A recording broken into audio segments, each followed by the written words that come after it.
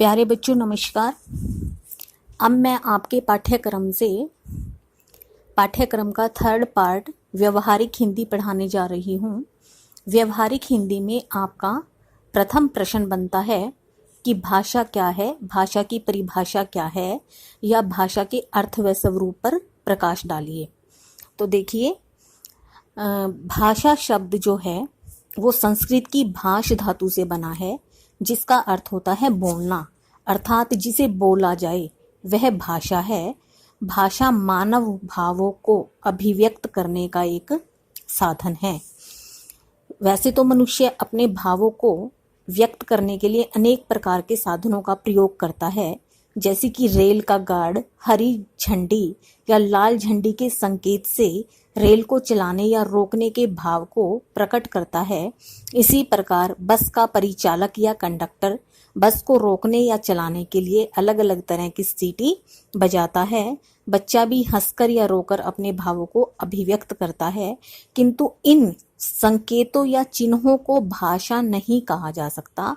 भाषा तो भाव और विचार प्रकट करने वाले उन सार्थक ध्वनि संकेतों को कहते हैं जो मानव मुख से निकले हों, यानी जो संकेत हैं, जो साइलेंट वे में यानी चुप्पी की दशा में जो संदेश जो संकेत दिए जाते हैं उन्हें भाषा नहीं कहा जाएगा, अपितु ध्वनि संकेत। इशारे या संकेत भाषा नहीं है। ध्वनि संकेत और जो एक व्यवस्था में बंधे हों और एक भाव और विचार को प्रकट करें उन्हें भाषा कहेंगे। तो भाषा की परिभाषा क्या बनी? भाषा भाव और विचार प्रकट करने वाले उन सार्थक ध्वनि संकेतों की एक व्यवस्था है, उसे भाषा कहा जाता है। जैसे राम पुस्तक पढ़ता है, इसमें कर्ता क्रिया कर्म की एक व्यवस्था है। गीता गीत सुन रही है। इन दोनों वाक्यों में जो भी ध्वनियां हैं वो एक व्यवस्था में बंधकर, कौन सी व्यवस्था? व्याकरणिक व्यवस्था, कर्ता क्रिया कर्म की व्यवस्था में बंधकर पूर्ण रूप से भावों को अभिव्यक्त कर रही है, तो उसे भाषा कहेंगे।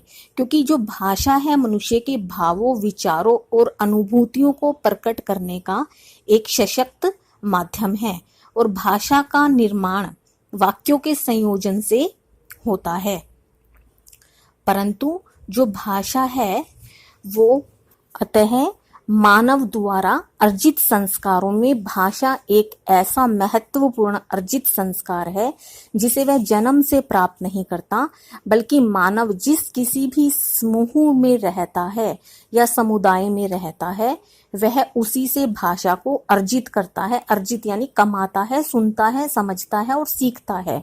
उदाहरण के रूप में यदि एक बच्चे का जन्म तमिल भाषी परिवार में होता है लेकिन उसका लालन पालन पंजाबी परिवार में होता है, तो वह बच्चा बड़ा होकर पंजाबी भाषा को ही अर्जित करेगा। भाषा मानव जाति के लिए अत्यंत आवश्यक है।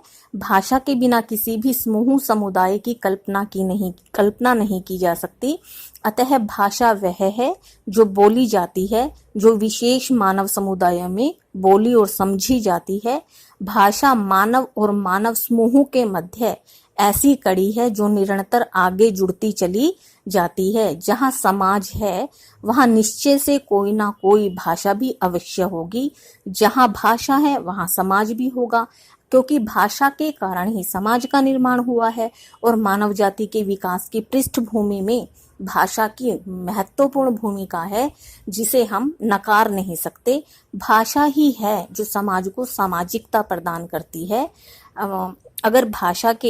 अगर हम स्वरूप की बात करें तो महर्षि पतंजलि ने पाणिनि रचित अष्टाध्यायी में लिखे अपने ग्रंथ महाभाष्य में क्या कहा है?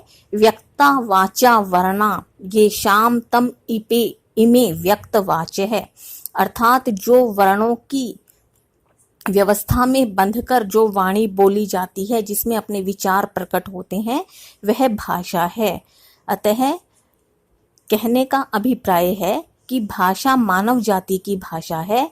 मानवेतर भाषा जो होती है वो मानव भाषा की प्रकृति की दृष्टि से भिन्न होती है।